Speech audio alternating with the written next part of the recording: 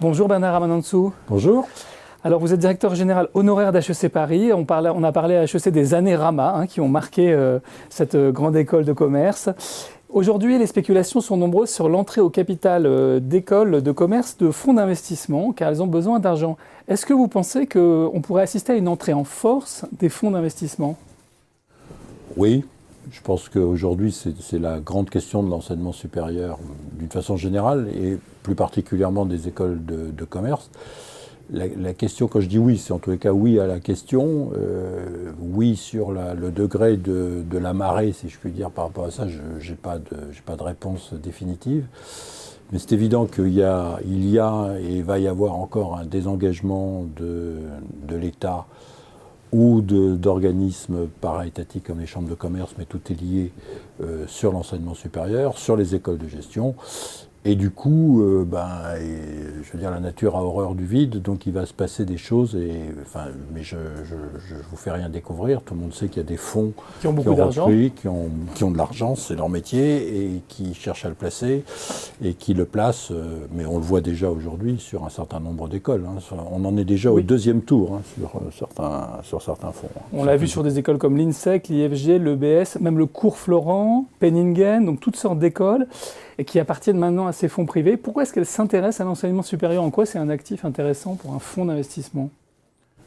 La raison, c'est que quand on regarde les chiffres, y compris au niveau mondial, mais quelle que soit la zone géographique qu'on prend comme référence, le monde, l'Europe, la France, l'éducation est un marché dont on sait que ça ne peut que croître, et les chiffres sont même assez affolants. Enfin, affolant au sens de, c'est des chiffres qu'on ne mesure pas, et donc il y a un besoin d'éducation, il y a un besoin de formation. Donc pour revenir à la base, au marketing de base, il y a un marché qui est très prometteur et qui est probablement, j'allais dire, sans risque. On ne peut pas se tromper sur le volume, on peut se tromper sur un certain nombre de façons de s'occuper de ce marché, mais on ne peut pas se tromper sur le volume de ce marché. Donc, je pense que ça, c'est la première raison. Il est sans risque pour les investisseurs, mais pas forcément pour ceux qui s'endettent pour aller dans des écoles. Ça, c'est un autre débat. Alors ça, c'est un autre débat, mais dans le sans risque, il y a un plus grand risque, c'est notamment les écoles de gestion. Aujourd'hui, on s'aperçoit qu'elles placent remarquablement bien, mais il n'y a pas que les écoles de gestion, toutes celles que vous avez citées, placent remarquablement bien leurs diplômés, élèves. Et du coup, ça attire les élèves. Pour être plus précis, ça attire les parents des élèves, parce que c'est souvent eux qui financent, en tous les cas, au début et les premières années. Donc vous avez un marché en forte croissance, avec une solvabilité qui existe là. Et donc je pense que ça, c'est l'explication. Et si vous rajoutez ce que je disais il y a quelques instants, qu'en plus, il n'y a plus personne, l'État s'est désengagé, les chambres de commerce se désengagent, oui, il y a une place pour quelqu'un.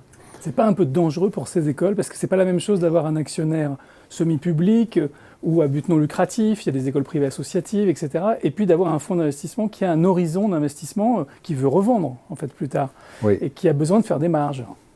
Oui, je pense qu'il y a, tout ce que vous avez dit, en fait, on va voir arriver toute cette gamme, parce qu'il va y avoir aussi probablement des structures qui vont être non-profit, comme on dit. Mais évidemment, ce n'est pas des fonds. Et du coup, on va voir il y a probablement des sources de différenciation qu'on va voir entre ces différents modèles. Il faut se souvenir quand même, parce que je dis à la fois que c'est quelque chose qui ne peut que croître et embellir en France.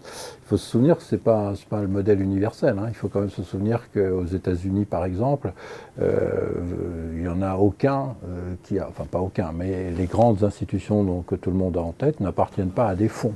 Il faut mais quand même une fondation, justement, c'est pas pareil. Oui, c'est pas pareil. C'est pas le même objectif. C'est privé, mais c'est autre chose.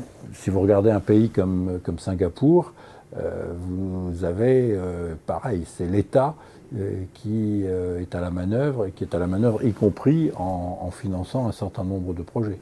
Et plus près de nous, si vous regardez les pays européens, si vous regardez la Suisse, c'est quand même pas loin, vous voyez bien qu'ils ont aussi un besoin de financement, mais que les cantons sont en train d'investir,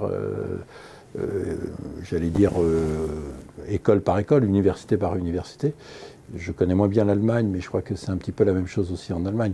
Donc, en France, on voit ce mouvement. Enfin, voilà, mais ce n'est pas un mouvement universel. Hein, voilà. C'est simplement parce qu'il y a un certain nombre d'investisseurs possibles qui ont décidé de ne plus investir dans ce domaine-là. Mais c'est peut-être pas l'acteur le plus souhaitable, forcément, pour une école telle que celle que vous avez dirigée. Les fonds, vous voulez dire? Oui. Mais je crois qu'il faut être... à la fois, on peut faire de très très belles choses avec les fonds.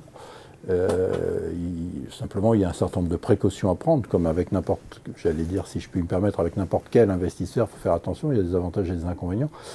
Le risque, c'est que les fonds, que ce soit des fonds trop court-termistes qui prennent la possession de l'école, et auquel cas, encore une fois, l'enseignement supérieur, c'est une industrie lente. Hein, ça n'a rien à voir avec les industries high-tech qu'on connaît.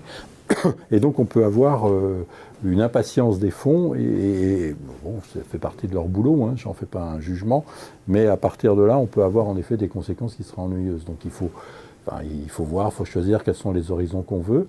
Et puis ça pose évidemment la question de ce que veut faire l'école, c'est-à-dire que encore une fois, il y aura moins de recherche si on cherche de la rentabilité que là où il n'y a pas une recherche de rentabilité et où on peut investir beaucoup plus facilement sur la recherche.